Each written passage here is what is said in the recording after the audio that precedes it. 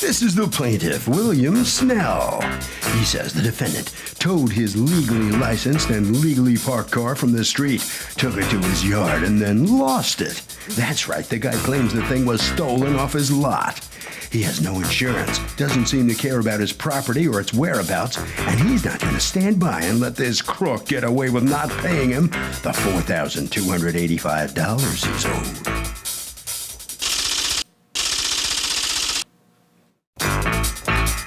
This is the defendant, Jim Aurelio.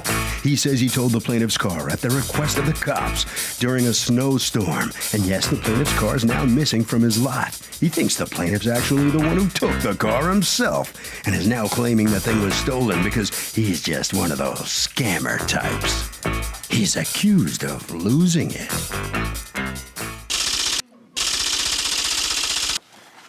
Okay, Mr. Snell, you are suing Jim's Auto Repair, represented here by Jim Aurelio. Yes. For $4,285, a Blue Book value of a car that you say was in their custody and was stolen. Correct. And belongs to you. What Correct. happened here? Tell me your tale of woe. The car was towed on January 4th. January 3rd. January 3rd, I'm sorry. How long had the car been parked where it was parked? A few weeks, at least 3 weeks, I would say. Okay. And why was it parked there on the street for 3 weeks? My daughter had driven the car and parked to visit some friends, and when she went to leave that area, the car started up fine, but it wouldn't drive.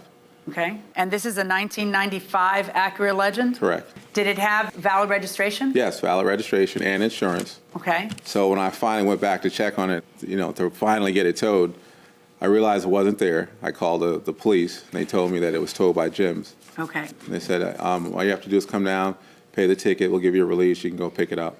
And I started making arrangements to go pick it up, and we had that huge blizzard. We all know it was a record. Why do you keep looking at him? You think he's more sympathetic than I am? Oh, no, not at all. I'm just looking around. It's just what I do. So, we had that record snowstorm. It was a blizzard. We all experienced it in the Northeast. So there's no way I could go look for a car, move a car, because the streets were blocked off. This is what day? I'm not sure what day the blizzard It was. wasn't 3 weeks long, though, was it? No. But we had the blizzard, right? So you had to wait at least 4 or 5 days to clear the streets. Okay. And how do you account for the other 2 weeks? I'm going to tell you. 2.5 weeks. Well, no, I'm going to tell you. So right after that blizzard, remember we had the second blizzard. Right? I don't know. The rest of humanity managed to move on with their lives during those blizzards. We did move on with it, but it's the fact that... What's the real reason? That you didn't have the money? No. How much was the ticket? You don't pay the ticket till February 1st. Right. That's almost a month after you learn the car's been towed. Right. When do you finally go to the tow company? Okay, but in the time, those few weeks that I went to go pay the ticket, I was told he was away on vacation. Who was away? Jim. Okay. His secretary told me that. Yeah, but the secretary's running the place. Business is going on. Right, but she was like, wait till he comes back. He has. Why would she tell you to wait to pick up your tow? Listen, that's what I want to know. Oh, I don't believe that. I don't believe she'd say wait. Okay. Yeah, I think you're missing a part of the story. Wait, let me look at your complaint. In the complaint, what you say is that you didn't want to pay the amount she was saying it was. And so she said, well, if you want to talk to the owner, talk to the owner. Right. And then you left, and you didn't pick up your car because you wanted it to be cheaper. No, when I first went and they didn't take cards, I was like, wow, really? You're a business, you don't take cards? So I was like, okay, let me get the cash. I go to get the cash to come back. She's writing up the ticket. I'm like, is there any way we can negotiate this, maybe make it a little less than what it is? She's like, oh, I can't do anything. You have to talk to Jim. Okay. Then you make the decision that you want to leave your car there until you can talk to Jim.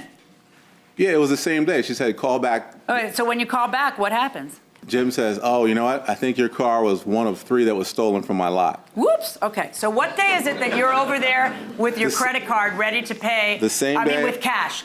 So this is like a second trip there, no, right?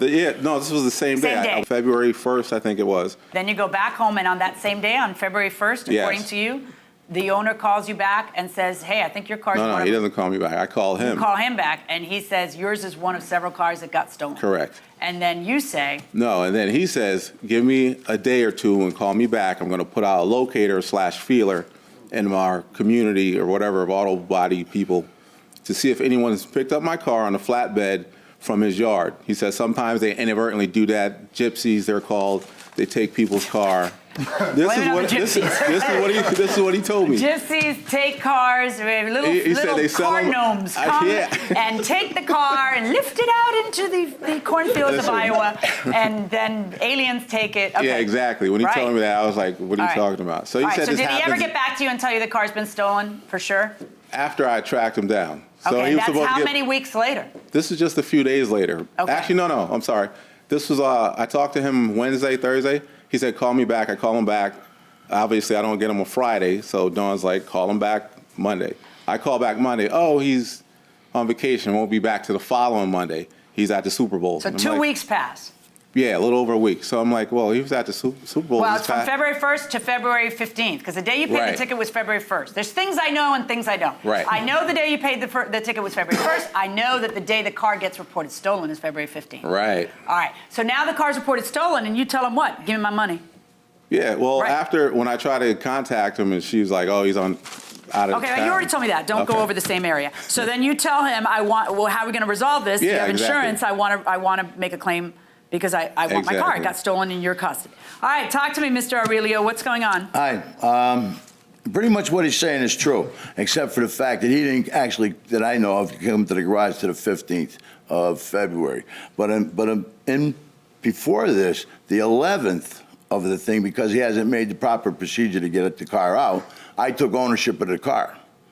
How do you take ownership of the car? Well, when a car is towed by the city of Bridgeport, there's it's called a Municipality 109 Act, right? And they only have to hold the car 2 weeks. And we held, at that time, not knowing, we held the car 30 days because it was the 15th. And then the car but I had first originally thought that, there was a mix-up because there was a lot of cars all over the place. It was just total chaos.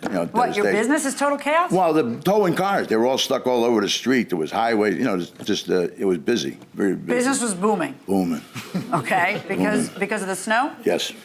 Okay, but now... And so then when he came to the 15th, we couldn't find the car, and so I reported the car stolen. But the only problem I have is I had already taken ownership of the car. And you had taken... How is it that when you're referring to a Connecticut law, which I find... It's right here. Incredibly ridiculous, but that says that the municipality transferred ownership to you, right? Which means the municipality took ownership of the car first, and then transferred ownership to you. And then I bought the statute that I'm looking at says, much to my shock, that a municipality can take ownership of a car when they tow it. Just own the car if certain things are present. Number one, there's no registration, which you say was valid. Yes, Do you it have was. proof of registration that was valid? No, usually I keep the registration in the car and also on the tag. Yeah. All right. Number one, the registration has to be invalid. Number two, the vehicle has to look abandoned. And it looks like the police officer was claiming that it looked abandoned. It got tagged on 12/19. It didn't get towed until 1/3. Number three, the market value of the car has to be $500 or less. The Blue Book value of this car in poor condition is $4,000. How is a cop? I find it astounding that a cop is given the authority to look at a car and say, yeah, I think that's depreciated by $4,500. I think it's less than. That's outrageous. He's not qualified to say that. That's outrageous. But here's our reality. Now, here we are. The city of Bridgeport, which is not in the business of owning used cars, doesn't really care. This is all they know.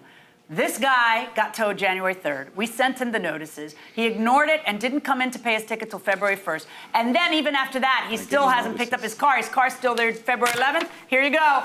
Junk it. We don't care, but we don't want anything to do. We own the car, and we don't want anything to do with the car. And they actually sent him, I have the document they sent him, saying, you can junk the car. Ownership's in you.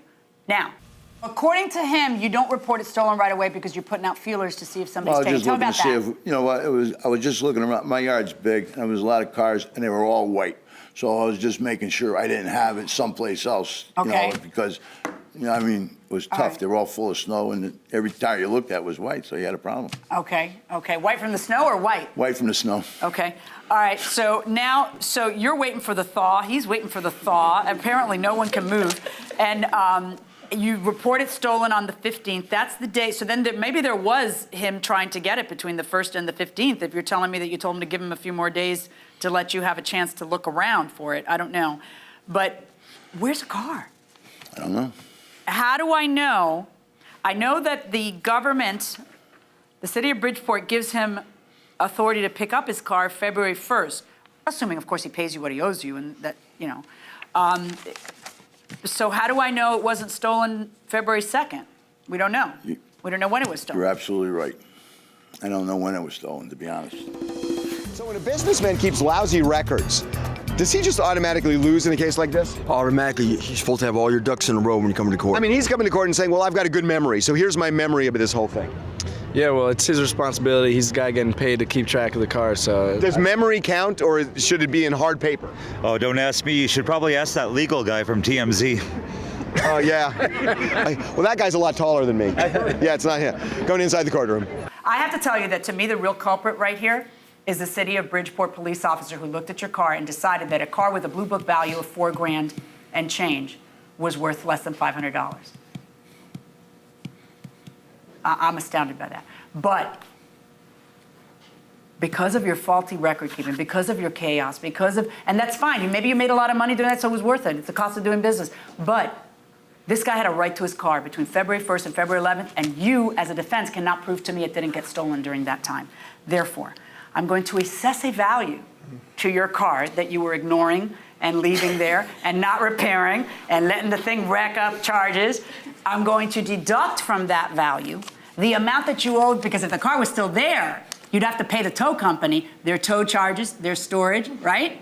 You understand? So I'm going to assess a value on the car of $2 grand, deduct the grand that's owed to them, and order them to pay you $1 grand. That's my judgment. It's not perfect, but it's my judgment. Voting for the plaintiff. The plaintiff gets $1,000. What do you think of that? Well, Come on in. I'm sure he's worth it. He's worth it, huh? Yes. How could you not know when the car gets stolen? Well, What is going on? Like I told the judge, it was a chaos city. We had back-to-back blizzards, and everything was white. So, you know, I really didn't know.